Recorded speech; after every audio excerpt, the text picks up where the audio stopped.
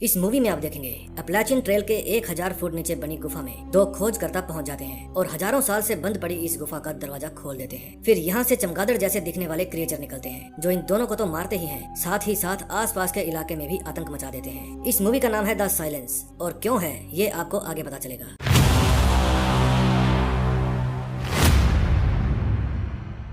ये है मूवी की मेन कैरेक्टर एली, जो बोल तो सकती थी लेकिन सुन नहीं सकती थी। इसकी महसूस करने की शक्ति बहुत तेज थी। ये लिपसिंग को भी बाखूबी जानती थी। अक्सर इसके आसपास के लोग इसका मजाक उड़ाते थे लेकिन इसने कभी उनकी परवाह नहीं की। ये है हग और ग्लेन। हग एली के फादर हैं और ग्लेन उनका पड़ोसी। ये हग के बचपन का दोस्त है। ग्लेन की खुद की कोई फैमिली नहीं है लेकिन वो हग की फैमिली को ही अपनी फैमिली मानता है। ये है एली की मॉम और उसकी ग्रैंड मदर दमे की मरीज है। ये सिगरेट भी खूब पीती है। ये है एली का छोटा भाई। एली का एक बॉयफ्रेंड भी है जिसका नाम रोब है। ये दोनों एक दूसरे को बहुत पसंद करते हैं। इनके घर में एक डॉग भी था जो एली को बहुत प्यार करता था। कहते हैं कि कुत्तों को आने वाले खतरे का पहले से ही अंदाजा हो जाता है। एली देखती है कि उसके डॉग के रोंगटे खड़े थे। उस रात घर के ऊपर से बार बार मिलिट्री हेलीकॉप्टर भी आ जा रहे थे। उस रात एली का बॉयफ्रेंड रोब उसे एक वीडियो भेजता है जिसमें एक जगह बहुत अजीब से चमगादड़ देखे गए थे। रात को जब एली सो रही थी तो 3 बजे उसकी मोम आकर उसे उठाती है और कहती है कि यहाँ कुछ तो हो रहा है। वो बाहर जाकर देखती है तो सभी चिंता में थे। तभी वहाँ पर ग्लेन भी आ जाता है और पूछता है कि इतनी रात को मुझे क्यों बुलाया। फिर वे टीवी में न्यूज देखते हैं जिसमें बताया जा रहा था कि जंगल के आसपास के इलाकों में लोगों पर अजीब से चमगादड़ों का हमला हुआ है जो शायद किसी केमिकल के कारण आकार में बड़े हो गए हैं। वे लोगों को मार कर खा रहे हैं। अभी सोशल मीडिया पर एक वीडियो वायरल हो रही है जिसमें एक लेडी बताती है किसी तरह का भी शोर ना करें क्योंकि ये आवाज की तरफ अट्रैक्ट होते हैं। हजारों साल से बंद पड़ी गुफा खुल गई है। किसी को भी अंदाजा नहीं है ये कितना बड़ा खतरा होने वाला है। फिर हग और ग्लेन देखते हैं उनके घर के ऊपर से लड़ाकू विमान जा रहे थे। फिर हग घर के अंदर आकर कहता है हर वो चीज जो शोर करती है उसे साइलेंट कर दो, कोई घर से बाहर नहीं जाएगा। लेकिन एली कहती है अगर हम इस इलाके से ही बाहर चले जाएं तो बस फिर क्या था। वहाँ से निकलने की तैयारी शुरू हो जाती है। वे दोनों अपनी कारें लेकर वहाँ से निकल पड़ते हैं। इन क्रिएचरों के हमले के कारण पूरा शहर नरक की आग में झुलस रहा था। रेडियो पर लगातार खबरें आ रही थी कि कोई भी घर से बाहर ना निकले। उस इलाके से बाहर जाने के सभी रास्ते जाम हैं। रोब एली को कहता है तुम्हें घर से बाहर नहीं आना चाहिए था, घर से सेफ कोई जगह नहीं होती। फिर वे एक गैस स्टेशन पर फ्यूल भरवाने के लिए रुकते हैं। एली अपने कुत्ते को बाथरूम करवाने के लिए कार से नीचे उतारती है। तभी वहाँ पर एक आदमी गन लेकर आता है और उन्हें कहता है कि मुझे तुम्हारी कार की चाबी चाहिए। हग उसे कार की चाबी देने ही वाला था कि ग्लेन आकर उसके पाँव में गोली मार देता है। फिर वे सब जाने लगते हैं। वो आदमी कहता है कि प्लीज मुझे अकेला छोड़कर मत जाओ वरना ये मुझे खा जाएंगे। अब चलते चलते सुबह हो जाती है और जिसका डर था वही होता है। वे जाम में फंस जाते हैं। फिर ग्लेन कहता है कि मैं एक रास्ता जानता हूँ, हम वहाँ से जाएंगे, तुम लोग बस मेरे पीछे पीछे आओ। वो रास्ता बहुत ही खराब था। तभी अचानक से उनकी कार के आगे हिरन आ जाते हैं। उनको बचाने के चक्कर में ग्लेन की कार पलट जाती है। फिर हग और उसकी वाइफ उसे बचाने के लिए नीचे जाते हैं। ग्लेन कहता है कि मेरा पाँव बुरी तरह से फंसा हुआ है, तुम लोग क्रिएचर्स के आने से पहले यहाँ से चले जाओ। लेकिन हग कहता है कि मैं तुम्हें छोड़कर नहीं जाऊंगा। हग दरवाजा खोलने की भी कोशिश करता है लेकिन वो नहीं खुलता। फिर ग्लेन कहता है कि अगर तुम यहाँ से नहीं गए तो मैं खुद को गोली मार लूंगा, तुम जाओ और अगर हो सके तो मेरे लिए हेल्प भेज देना। फिर हग सभी को गाड़ी में बैठने के लिए कहता है। एली देखती है कि उसके कुत्ते के रोंगटे फिर से खड़े हो गए। फिर एली कहती है कि गाड़ी बंद कर दो, कोई आवाज मत करो। लेकिन उनका डॉग लगातार भौंके जा रहा था और उसकी आवाज सुनकर वहाँ पर बहुत सारे क्रिएचर आ जाते हैं। उनकी चिल्लाने की आवाज ग्लेन को सुनाई देती है। फिर ग्लेन फायर करता है ताकि वे सभी क्रिएचर उसकी तरफ आ जाएं। गन की आवाज सुनकर वे सभी क्रिएचर ग्लेन की तरफ चले जाते हैं और उसे खा जाते हैं। लेकिन एली का डॉग अभी भी चुप नहीं कर रहा था, लगातार भौंके जा रहा था। इससे पहले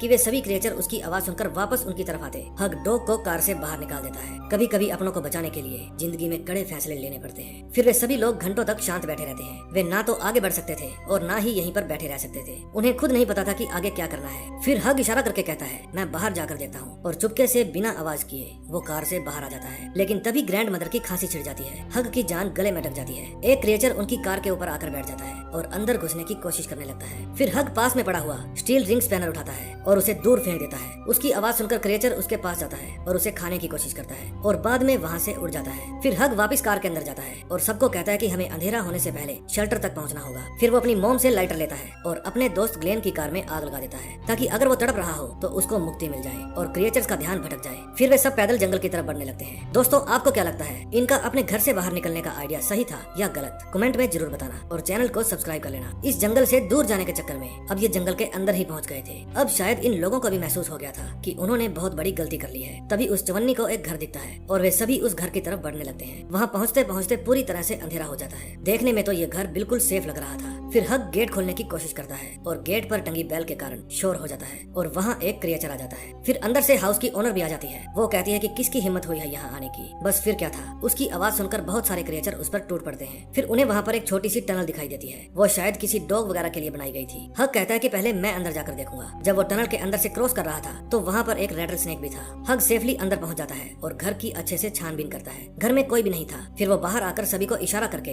अंदर आने को कहता है। जब सभी लोग टनल क्रॉस कर रहे थे उस समय उन्हें रेडर स्नेक दिख जाता है और सभी चिल्लाने लगते हैं। फिर उनकी आवाज सुनकर क्रिएचर उन पर हमला कर देते हैं। एक क्रिएचर उस सांप को मार देता है और कुछ क्रिएचर ग्रैंड मदर के पांव पर खा जाते हैं। फिर हग अंदर पड़ी क्रैशर मशीन चलाता है। फिर वहाँ आसपास जितने भी क्रिएचर होते हैं वे सब उसकी आवाज सुनकर उस मशीन के अंदर चले आते हैं और क्रैश हो जाते हैं। अंदर जाकर वे दादी के पांव को चेक करते हैं। वहाँ बहुत बड़ा घाव हो गया था और इस घाव पर लगाने के लिए उनके पास कोई भी दवा या बैंडेज नहीं थी। फिर सब लोग सो जाते हैं। एली रोब के पास वीडियो कॉल करती है। रोब ट्रबल में था। वो बताता है कि उसकी फैमिली मारी गई है। तभी कॉल डिस्कनेक्ट हो जाती है और एली रोने लगती है। अगले दिन हग अपने बेटे को देने के लिए डंडे का एक नुकीला भाला बना देता है ताकि उससे वो खुद की रक्षा कर सके। कैली ग्रैंडमा के जख्म को देखती है जो पहले से ज्यादा खराब हो चुका था। फिर कैली हग और एली को बताती है कि बिना एंटीबायोटिक इन्फेक्शन फैलता जा रहा है। मैंने घर में हर जगह ढूंढ लिया लेकिन कहीं भी कोई दवा नहीं मिली। बिना दवा के वो ज्यादा समय जिंदा नहीं रह पाएंगी। फिर हग अपनी वाइफ को एक गन देकर एली को अपने साथ ले जाता है ताकि वे कहीं से एंटीबायोटिक का जुगाड़ कर सके। हग दरवाजा खोल देता है और वे दोनों वहाँ से निकल जाते हैं। उस समय हजारों की संख्या में क्रिएचर बिजली के खंभों और तारों पर लटके हुए थे। वे चलते चलते पास के एक कस्बे में पहुंच जाते हैं। वो जगह पूरी तरह से खाली पड़ी हुई थी। फिर वे ढूंढते ढूंढते एक मेडिकल स्टोर तक पहुंच जाते हैं। उस समय कोई आदमी उनको खड़ा दूर से देख रहा था। आगे का दरवाजा बंद होने के कारण हग पीछे के दरवाजे से बिल्डिंग में घुस जाता है। उस बिल्डिंग में कई लोगों की लाशें भी पड़ी थी जो इन क्रिएचरों ने बुरी तरह से नोच रखी थी। जब हग और एली इस बिल्डिंग के अंदर थे तो वो आदमी उनको छुप छुप कर देख रहा था। एली देखती है कि ये क्रिएचर जिनको भी खाते हैं उनके अंदर अपने अंडे छोड़ देते हैं ताकि वहाँ से और क्रिएचर पैदा हो सके। फिर एली से थोड़ा शोर हो जाता है और वहाँ क्रिएचर आ जाते हैं। वहाँ से बच निकलने का कोई भी चांस नहीं था। तभी एली की नजर वहाँ ऊपर लगे फायर डिटेक्टिव अलार्म पर पड़ती है। हग एली को पास में पड़ा हुआ मॉब पकड़ाने के लिए कहता है और उसमें आग लगाकर फायर अलार्म ऑन कर देता है। जब अलार्म बजते हैं तो वे दोनों उसकी आड़ में बच निकलते हैं। जब वे बाहर जाते हैं तो वो आदमी उनके पास आता है और उन दोनों को अपना ग्रुप ज्वाइन करने के लिए कहता है। एली को वो आदमी अजीब लगता है लेकिन वो बार बार उनको फोर्स करता है। हग और एली उसे इग्नोर करके आगे बढ़ जाते हैं। उस आदमी ने अपनी जीभ भी काट रखी थी। अगले दिन हग टीवी ऑन करके देखता है। तब एली उन्हें बताती है कि सिर्फ CNN चैनल ही चलता है और वो भी कभी कभी। वे किसी बर्फीले इलाके से टेलीकास्ट कर रहे हैं जो यहीं आसपास में ही होना चाहिए। उन्होंने बताया था कि क्रिएचर ज्यादा ठंड बर्दाश्त नहीं कर सकते इसलिए वो जगह सेफ है। फिर वे देखते हैं कि वो अजीब आदमी अपने कुछ साथियों के साथ उनके घर के अंदर घुस आया था। जब हग बाहर उससे मिलने जाता है तो वो फिर से उनको ज्वाइन करने के लिए कहता है। हग मना कर देता है लेकिन वो आदमी उसे फोर्स करने लगता है। हग उसे लिखकर बताता है कि हमें अकेला छोड़ दे। दरअसल वे सब एली को लेने के लिए आए थे। हग समझ जाता है कि इस बंदे के इरादे गलत हैं और अंदर जाकर अपनी गन ले आता है। वो अजीब आदमी जानता था कि ये गन नहीं चलाएगा लेकिन जब हग दोनों ट्रिगर ऑन कर देता है तो वे सब वहाँ से चले जाते हैं। रात को एली के पास फिर से रॉब का मैसेज आता है और वो बताता है कि नॉर्थ की तरफ लोग रिफ्यूजी की तरह रह रहे हैं और सरवाइव कर रहे हैं लेकिन वो एड्रेस बता पाता इससे पहले उनका कनेक्शन टूट जाता है। अब रात हो जाती है और सब लोग सो जाते हैं। तभी हग की आंख खुलती है और उसे महसूस होता है जैसे कोई बाहर खड़ा है। वो चौकन्ना हो जाता है। फिर गेट पर हल्की सी नोक होती है। जब हग बाहर देखता है तो वहाँ एक लड़की खड़ी थी जो बिल्कुल अकेली थी। फिर वे सब उसे घर के अंदर ले आते हैं। वे उससे पूछते हैं कि तुम कौन हो और कहाँ से आई हो लेकिन उसकी भी जीभ कटी हुई थी। तभी एली की आंख खुल जाती है और वो देखती है कि बाहर शीशे के ऊपर एक फोन चिपका हुआ है और उस लड़की के भी पेट के ऊपर बहुत सारे फोन बंधे हुए थे। तभी अचानक से उन सभी फोन में अलार्म बजने लगते हैं और उसकी आवाज सुनकर क्रिएचर उन पर हमला कर देते हैं। फिर वे सभी फोन को इकट्ठा करके पानी में डाल देते हैं। अब सभी फोन बंद हो चुके थे और घर में शांति हो जाती है। लेकिन तभी बाहर खड़े लोग घर की खिड़की को तोड़कर उसके अंदर एक फोन फेंक देते हैं जिससे क्रिएचर घर के अंदर घुसना शुरू हो जाते हैं। सब लोग अपनी अपनी जान बचाने में लगे थे। वो छोटी लड़की दरवाजा खोल देती है और वे गुंडे घर के अंदर आकर एली को उठाकर बाहर ले जाते हैं। फिर ग्रैंड मदर उनके पीछे पीछे बाहर जाती है। वो उन सबको धक्का देकर गिरा देती है और एली को वहाँ से भगा देती है। फिर ग्रैंड मदर जोर से चिल्लाती है और उसकी आवाज सुनकर वहाँ पर क्रिएचर आ जाते हैं। वे उन सब पर हमला कर देते हैं लेकिन तभी